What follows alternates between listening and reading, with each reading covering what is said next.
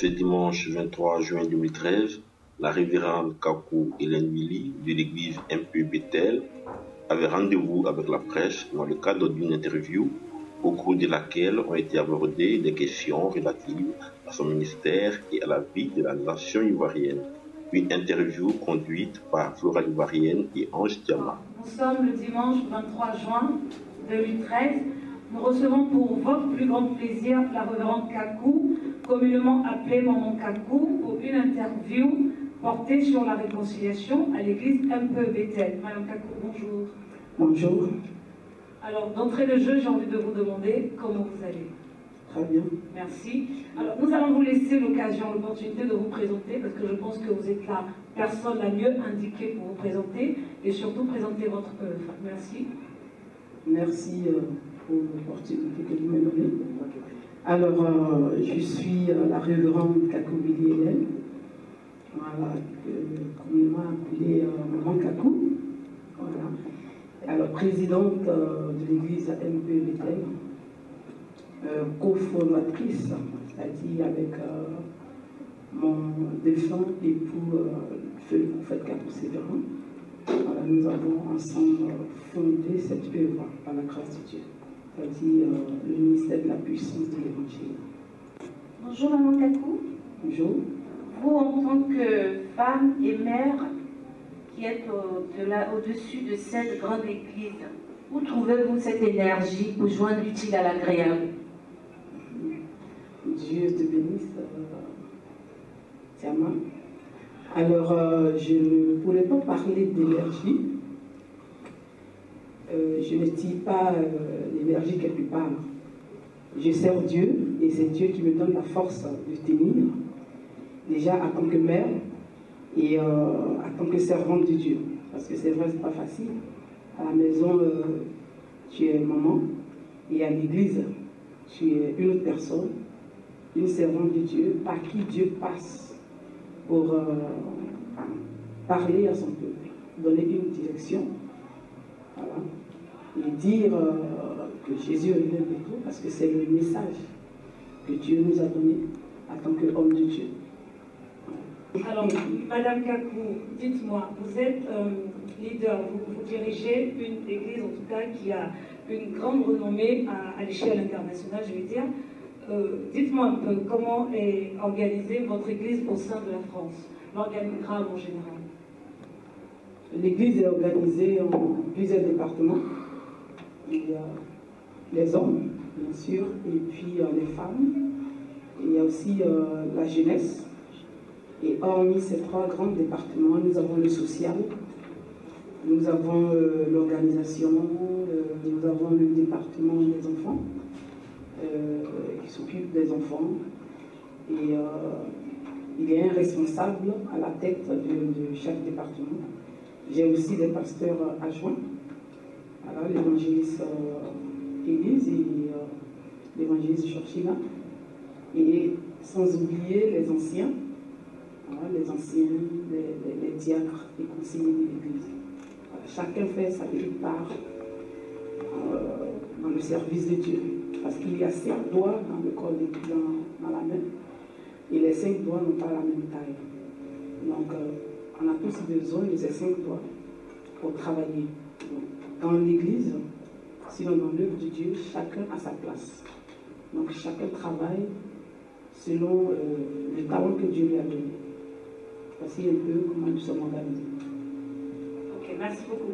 Je vous ai entendu parler d'anciens. On va revenir un peu sur ces termes-là, parce que pour les profanes qui nous écoutent, qui n'ont pas cette culture religieuse, anciens, diacres et tout ça, c'est vraiment des termes qui ne sont pas très connus. Mais avant ça, je vais donner l'occasion à ma collègue d'essayer un peu de vous tirer quelques mots par rapport aux difficultés qu'on peut rencontrer en tant que femme sur la gestion d'une église pareille.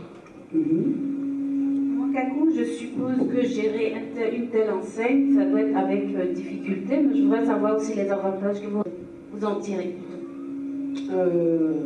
Les avantages, c'est que tu es fier déjà de servir le Seigneur. Et quand Dieu passe par toi et quelqu'un reçoit la guérison, la délivrance, quelqu'un qui n'avait rien, qui n'était rien du tout, tu suis la personne jusqu'à ce que la personne devienne quelque chose dans la vie. C'est une grâce, c'est une fierté, c'est un bonheur. Voilà, c'est un bonheur quand tu vois quelqu'un, par exemple, qui était malade, qui n'arrivait pas à enfanter, voilà, que tu pries pour la personne et Dieu opère un miracle dans sa vie. C'est une joie. Voilà. Et puis, les inconvénients, il y en a plein, dans tous les milieux, que ce soit dans le milieu du service de Dieu, que ce soit dans le milieu politique, peu importe le milieu, il y a les avantages et les inconvénients. Alors, les inconvénients dans notre milieu chrétien, c'est la médisance. Parler des autres, parler des hommes de Dieu, parler de... Il y a des gens même qui parlent sans te connaître, ils ne savent pas qui tu es, ils ne connaissent pas ton alliance avec Dieu. Voilà, et puis les gens parlent. Donc c'est un peu ça qui est un peu le côté néfaste de la chose. Si on servait Dieu, c'est un bon. Quand dites-vous des personnes dont on parle, qui sont des pasteurs, on les prend pour des business centers en disant que les pasteurs, ils abusent de la misère des autres. Qu'est-ce que vous en dites? Enfin, pasteur qui abuse de la misère des autres, parce que celui qui est déjà miséreux n'a rien à donner. Voilà.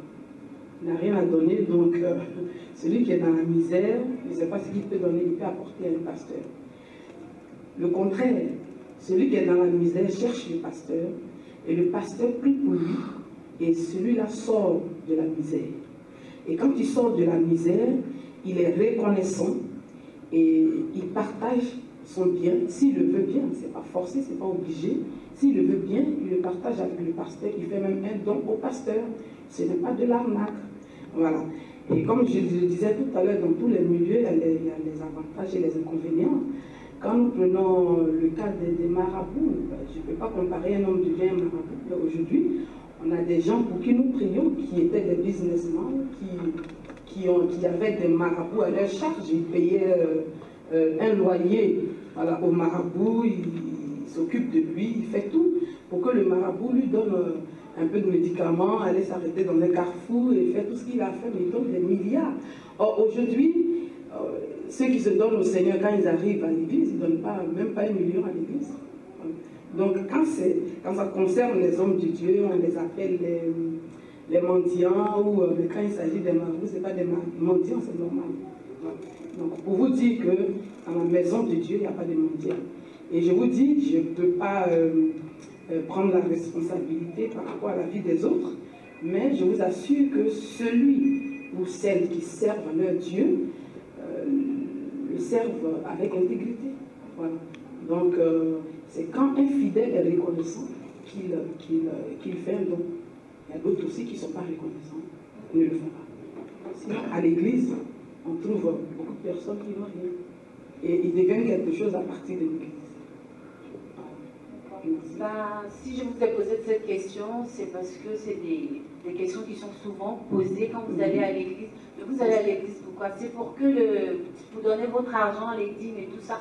Donc quand on entend ça, on a envie de poser la question à la révérende. Et quand je prends plus. Bien sûr. Quand je prends le cas du local, là, que nous payons 10 000 euros par mois. Voilà. Parce que souvent, les gens ne savent pas de quoi est-ce qu'ils parlent. Et les charges dans une église. Nous payons 10 000 euros par mois. On les paye comment? Ceux qui font partie de la communauté savent ce qui se passe.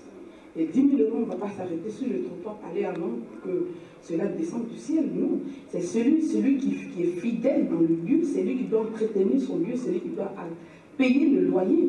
Donc les offrandes, les dîmes servent aux charges. Par exemple, je prends l'électricité, ça n'a rien à voir avec les charges, par exemple, de l'église. L'électricité, aujourd'hui en France, l'immeuble que nous occupons, on peut payer 3 000 euros ou 2 500 euros la facture. Et quand on prend l'eau, etc., c'est-à-dire quoi? Dans le monde, on peut se retrouver à plus de 15 à 20 000 euros de charges. Qui les paye? Et c'est les fidèles. Les gens pensent que ça part dans la poche du pasteur, alors le pasteur est mendiant, etc., etc. Non, ne parlez pas de ce que vous ne savez pas. Et là encore, ça c'est les petites dépenses par rapport à ceux qui ont les plus grandes œuvres que nous, ceux qui ont les 10 000 membres, en fonction de l'évolution de l'œuvre, les charges augmentent. Voilà. Donc, il ne faudrait pas que les gens restent derrière et puis vont raconter ce qu'ils ont envie de raconter. Il faut vivre avant de parler. C'est pour ça, étant dans le monde, quand tu parles, tu ne sais pas où la malédiction quitte. Voilà. Merci. Merci beaucoup, Madame Kakou. Alors, quand je regarde un peu la disposition du plateau, je constate qu'il y a deux femmes assises de part et d'autre de vous. Elles sont assises avec beaucoup d'autorité. Je veux savoir, ce sont vos anges gardiens ou elles font partie intégrante du conseil de l'Église? Dites-moi. Laissez-moi rire. On n'a pas d'ange gardien ici, c'est le Seigneur qui nous garde tous. Alors, à ma droite, c'est l'évangéliste Élise. Tout à l'heure, je parlais des pasteurs avec qui je travaille. Voilà, c'est l'évangéliste Élise. À ma gauche, c'est l'évangéliste Georgina Guinet. Et quand vous voyez, par exemple, ceux qui sont autour de moi, c'est quelques anciens, avec aussi le diacre Gabriel Dao, qui est conseiller, le diacre Brekou Emmanuel, le diacre Alain, et la diaconesse Guédé, conseillère, ancien. Voilà. Et puis diacre, ancien Bakaïro. Voilà, le diacre André. Donc il n'y a pas d'ange gardien ici, tout le monde est au service de Dieu.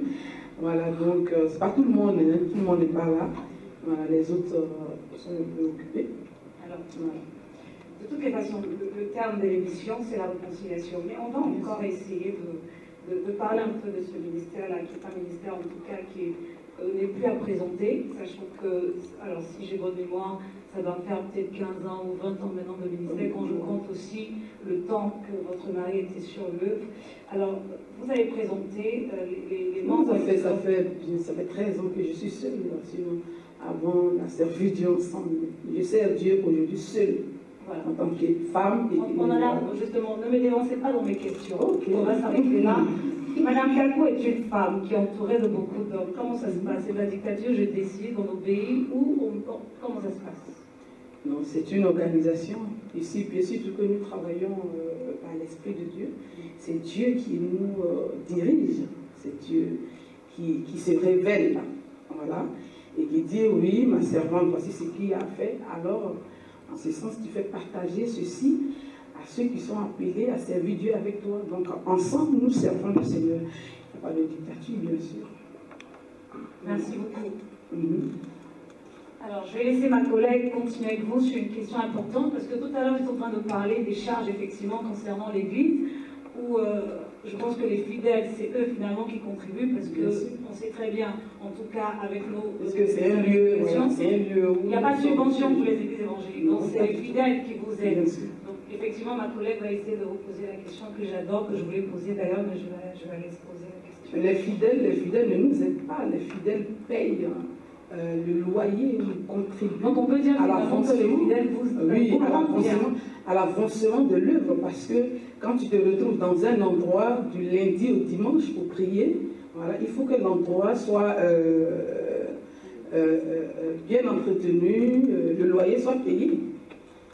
Amen. Amen. Enfin, je voulais rebondir sur les nominations de diacre, de diaconesse et tout ça. Pour les profanes qui vous regardent, est-ce que vous pouvez un peu expliquer ce que c'est exactement? Le diacre, les anciens, les conseillers dans une communauté, quand je prends par exemple le gouvernement, il est organisé. Tout à fait. Il y a le ministre, il y a le premier ministre, il y a les DG, etc., etc. Mais le gouvernement de Dieu est aussi organisé. Donc, les diacres dans une église, ce sont eux qui s'occupent de l'administration, qui s'occupent de l'église. Voilà. Nous sommes appelés à prêcher. Donc, tout ce qui est finance, tout ce qui est organisation de l'église, on n'a pas le temps. Donc, c'est eux, les diacres et anciens, qui s'en chargent. Voilà, ça, c'est leur tâche. Là. Nous, on est appelés à venir s'arrêter sur la chair et que nous prêchons l'évangile. Ok, merci beaucoup. Alors, vous avez choisi de parler de la réconciliation. On sait très bien que Dieu vous parle, vous êtes une femme de Dieu, vous êtes pasteur. Vous voulez parler de la réconciliation. C'est une révélation, c'est une volonté personnelle. Pourquoi aujourd'hui, Mme Kakou décide de donner la voix concernant ce sujet? Dieu te bénisse. Je suis ivoirienne, d'origine ivoirienne, et mon pays a traversé des moments difficiles. Des moments difficiles, et aujourd'hui j'entends parler un peu par-ci, par-là, de la réconciliation. Donc il faut que j'ai un mot à dire par rapport à la réconciliation. Oui, vous venez de souligner que vous êtes ivoirienne d'origine, tout à fait. Mais le chef d'État actuel ne fait que prôner le mot réconciliation. Est-ce que vous pensez qu'il y a des pièces de puzzle qui manquent dans cette réconciliation pour qu'en fait, ça puisse aboutir? Quand on parle de réconciliation, ça veut dire qu'il y a une division, ça veut dire qu'il y a une séparation. Voilà. Il y a eu guerre. C'est-à-dire il y a deux camps, deux personnes, deux individus, voilà, qui se sont battus ou qui se sont querellés. Dans ce cas, on parle de la réconciliation. Et quand on parle de la réconciliation, on ne peut pas parler de la réconciliation sans parler du pardon. Parce que la Bible que nous enseignons nous parle du pardon. Et un enfant de Dieu doit pardonner. Moi, je pense qu'on devrait d'abord parler du pardon pour que chacun puisse pardonner à son prochain. C'est important, parce qu'il y a des blessures. Il y a des gens qui ont été choqués, blessés de part et d'autre. Donc d'abord, le pardon, et après, on parlera de la réconciliation. Moi, c'est mon avis personnel.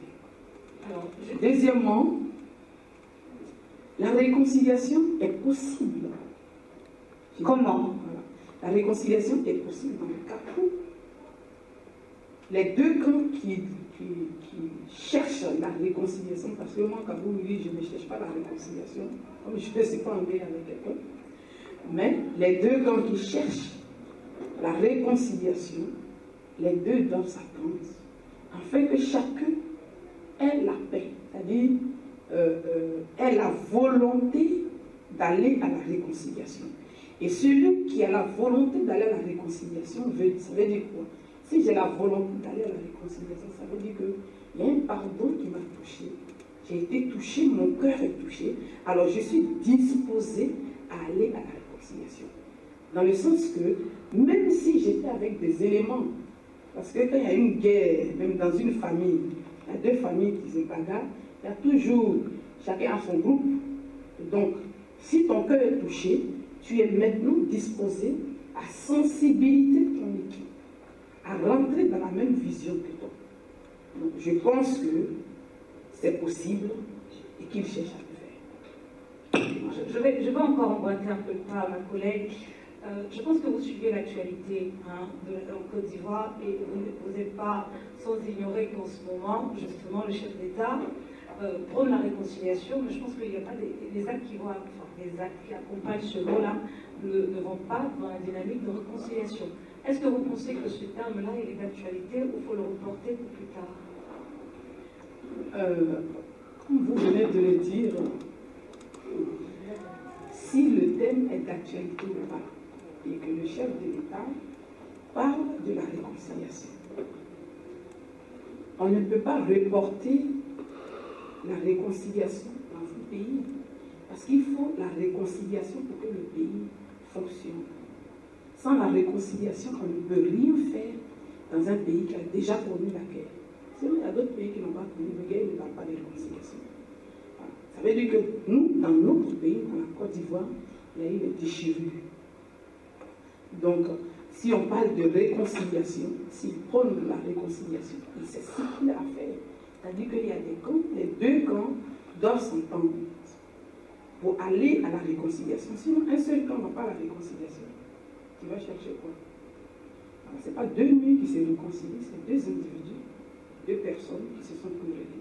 Donc, à vous entendre parler, Mme Kakou aujourd'hui est prête à porter le flambeau, la flamme de la réconciliation, on va dire, pour faire des caravanes, effectivement. Peut-être en Côte d'Ivoire. Je ne suis pas politicien pour porter la caravane. Non, mais vous êtes partant que votre voix porte. En tant que révérende, je pense que ça peut porter aussi. Est-ce que si vous en tant que révérende, si on venait à demander mon avis par rapport à la réconciliation en Côte d'Ivoire, je dirais que pour que la réconciliation se fasse, on aurait appris qu'il y a des gens qui ne sont pas chez eux, par exemple. Il y a des familles qui ne voient pas leurs parents aujourd'hui. Donc, pour que la réconciliation, on n'a pas besoin de chanter la réconciliation, il faut la vivre. C'est tout. Il faut la vivre, c'est tout. Il faut rentrer dans le jeu de la réconciliation. Et puis tous, nous allons rentrer dans le domaine de la réconciliation. Parce que dans une famille, je donne un exemple. Dans une famille, moi, je ne serai pas en train de pleurer et tu vas venir me parler de la réconciliation. Donc, tu dois d'abord essuyer mes larmes, me consoler, me donner ce dont j'ai besoin. Et après, tu me parleras de la réconciliation. En ce sens-là, je serai apte d'aller dans le sens de la réconciliation. Ça vous va? Ça nous va très bien, effectivement. Je pense qu'on a le maximum, pour ne pas dire la totale. Concernant ce sujet-là. Et pour les personnes qui nous écoutent, je pense que le message qu'il faut et que vous êtes en train de véhiculer, c'est surtout il faut aller sur un apaisement de cœur. Pour que déjà les cœurs soient préparés à entendre ce discours-là de réconciliation qui veut que la Côte d'Ivoire retrouve une certaine stabilité. Et on a besoin de cette stabilité dans notre pays. Parce que les choses doivent aller de l'avant. Maman Kakou, je voulais vous poser, vous êtes en France, vous êtes bien originaire de la Côte d'Ivoire, certes, mais vous vivez en France. Il y a l'actualité aujourd'hui, le président a homologué un acte, mariage pour tous. Vous, en tant que femme de Dieu, qu'est-ce que vous pensez de cet acte? En tant que servante de Dieu, mariage pour tous n'est pas biblique. La Bible appelle ça abomination de la désolation. C'est-à-dire homme et homme qui se marient, femme et femme qui se marient. Voilà, c'est pas biblique. Voilà. Et la Bible en a déjà parlé. Voilà. Donc ça veut dire que tout ce qui se passe aujourd'hui sur la terre, il n'y a rien de nouveau. Tout est écrit dans la Bible. L'inceste, l'homosexualité, tout ce que vous connaissez aujourd'hui. Ce n'est pas du nouveau. Et la Bible nous a dit aussi dans le livre d'Apocalypse que dans les derniers temps, ceci arrivera. Donc ce qui arrive aujourd'hui, nous, par contre, les enfants de Dieu, ça ne nous surprend pas. C'est des choses qui doivent arriver. Voilà, qui arrivent. Et étant donné que nous sommes enfants de Dieu, la Bible dit, si tu vois ces choses-là arriver, tiens-toi prêt parce que ça fait partie des signes des derniers temps. Donc pour nous, c'est un signe des derniers temps. C'est un seul parmi plusieurs. Dans la Bible, qu'en pensez-vous? Qu'est-ce que vous pouvez dire aux téléspectateurs pour ce qui arrive aujourd'hui? Est-ce que c'est un cataclysme pour le monde? Non. C'est aussi écrit que dans les derniers temps, vous verrez un pays se lèvera contre un autre pays, une nation se lèvera contre une autre nation. C'est pour ça que je vais profiter de vous inviter, vous les journalistes, à accepter Jésus de Nazareth. Et ceux qui nous écoutent. Parce que quand tu acceptes le Seigneur, il n'y a rien de nouveau. Un pays se lèvera contre un autre pays, une nation se lèvera contre une autre nation. Donc, l'histoire de guerre, comme je disais à certaines personnes, que la Bible nous a parlé de la guerre. Donc, c'est sûr que notre pays n'avait pas été parmi. Et dans tous les cas, dans les années 98, le prophète Kakou Sévère avait donné cette révélation. Et comme d'habitude, les chefs d'État, les hommes politiques, quand un homme de Dieu vient donner une révélation, on se dit que l'homme de Dieu a faim, voilà, donc il cherche des miettes, etc., etc. Donc on ne prête même pas attention aux révélations. c'est vrai, je le répète encore, dans chaque milieu, il y a les bons et les mauvais. Voilà. Donc, si tu as rencontré un mauvais sur la route, tu ne peux pas le comparer ou dire que voilà, ils sont tous pareils. Voilà. Sinon, dans un gouvernement, s'il y a un qui déconne, voilà, on allait dire ouf, tout le monde est pareil. Mais non. Amen. Voilà, donc ça avait été déjà dit. Donc, on est rentré dans la situation. On ne peut que parler d'apaisement et que Dieu seul conduit notre pays. Et on ne veut pas retomber dans d'autres choses. Dieu vous bénisse. Alors, nous répondons Amen. Amen. Je pense que c'est la formule. Dieu vous bénisse, on reprend Amen. Alors, on va juste vous demander de nous donner votre mot de fin. Parce qu'effectivement, je pense que vous venez de terminer un culte, donc on ne va pas vous prendre assez de temps.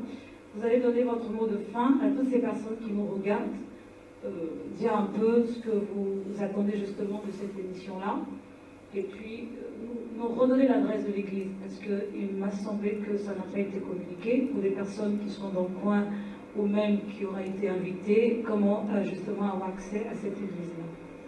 Ok. Alors, mon mot de fin, c'est de dire, commencer d'abord par les Ivoiriens, pour dire que je les aime et puis Jésus les aime. Et les inviter à prier leur Dieu, quel que soit ce qui arrivera. Voilà. Dieu est fidèle et je pense que c'est lui qui a le dernier mot. Et qu'ils mettent leur foi en Christ. Et je pense que Dieu fera le reste. Voilà. Si Dieu a commencé, il va terminer. Ce n'est pas à nous de terminer, c'est à Dieu de terminer. Et pour cela, il faut que nous prions. Il faut que nous parlons à Dieu. Et Dieu va se charger de ce qui est dans ton cœur, de ce que tu penses. Amen. Je vais aussi inviter tout le monde à notre communauté, bien sûr. Nous sommes situés à Villejuif, dans le 94, au 15 rue Auguste Perret. Je vais donner le téléphone, c'est le 06 58 84 01 05. Voilà. Donc nous prions à l'endroit, nous prions pour les malades, ceux qui pensent qu'ils sont malades, ceux qui pensent qu'ils ont besoin de parler à quelqu'un, ceux qui pensent qu'ils ont besoin de la délivrance, ceux qui pensent qu'ils ont besoin de retrouver une famille. Nous sommes là, nous prions ensemble tous les dimanches de 9h30 à 12h30. Et en ce moment, nous avons un programme. Voilà, tous les vendredis, nous avons une veillée au même endroit, une veillée de prière qui commence à 22h30 et nous finissons à 6h du matin. Et après, nous avons d'autres programmes, les conventions, etc. Convention des femmes, la jeunesse, voilà, qui sont en cours. On a d'autres programmes aussi. Donc, un lieu est bien indiqué.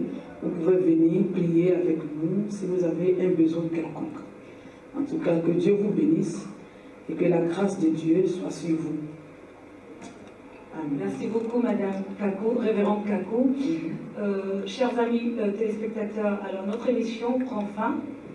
Ce fut un plaisir pour nous. Nous étions avec la Révérende Kakou à son église, c'est votre église ici, je me doute, bien à son église qui est située, comme elle a dit, à Villejuif. Pour les personnes qui souhaiteraient venir en métro, je pense que les indications sont sur les sites internet et sur votre page Facebook. Le métro, c'est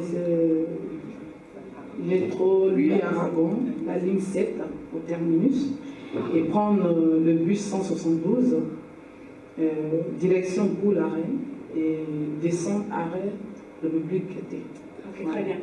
En tout cas, ça a été un plaisir pour nous, ma collègue Ange et moi-même Flora, de faire cette interview-là avec la Révérende Kakou, que tout le monde appelle affectueusement Maman Kakou. Alors je pense que nous aussi, on va rentrer dans le moule. Si vous voulez bien qu'on s'y prête au jeu, on va aussi rentrer dans le moule et pour vous appeler aussi comme ça. Je pense qu'il y aura peut-être des bénédictions qui sont rattachées à cette population-là. Et pour les personnes qui souhaiteraient, en tout cas qui n'ont pas vu cette émission en direct, et qui souhaiteraient la revoir, je pense que ça sera sur tous les sites internet, donc je donnerai peut-être effectivement les coordonnées. Alors nous avons Sivox qui nous accompagne, la Dépêche d'Abidjan, Ivoire Business, et moi-même Flora sur la radio et ma collègue Ortiama.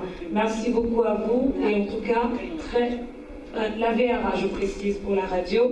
Merci beaucoup à vous et très très très bon dimanche. Que Dieu vous garde. C'est bien comme ça. Merci. Je vous en prie.